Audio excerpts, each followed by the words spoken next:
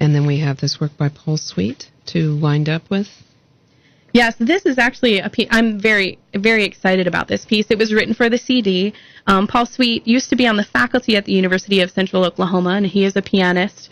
And during his time, we did some recitals together, and I got to hear some of his music for piano.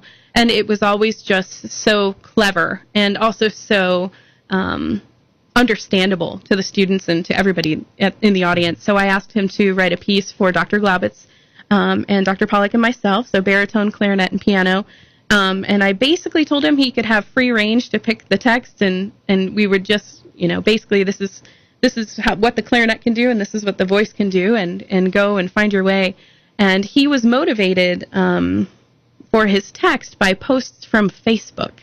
So it's very interesting. We have there's 9 movements, and 7 of them are based purely on text from Facebook that could go just from one sentence to more.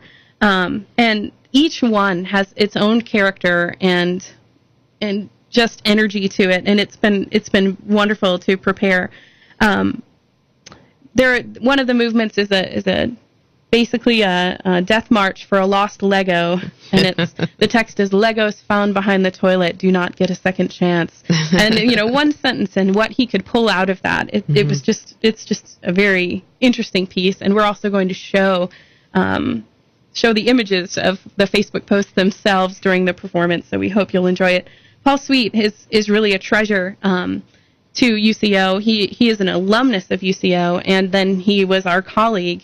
And so we could not be more proud of him. He's a former Presser Scholar, one of our finest students. And I think that composition really might just be the thing he ends up doing, although he is a talented teacher and performer. He's just kind of a jack of all trades. So we couldn't be more excited to feature his work and what that brings to the program in general. Now, we've had a work from a current student. We've had a work from our colleague, the composer in residence, an alumnus and former colleague in Paul Sweet.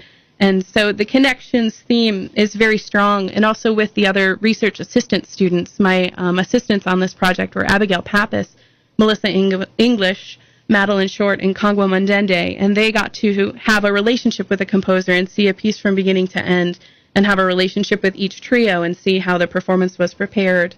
And so connections, the idea of our connection with music, was really strong throughout this entire project, and I hope that everyone who makes it out tomorrow night will enjoy it.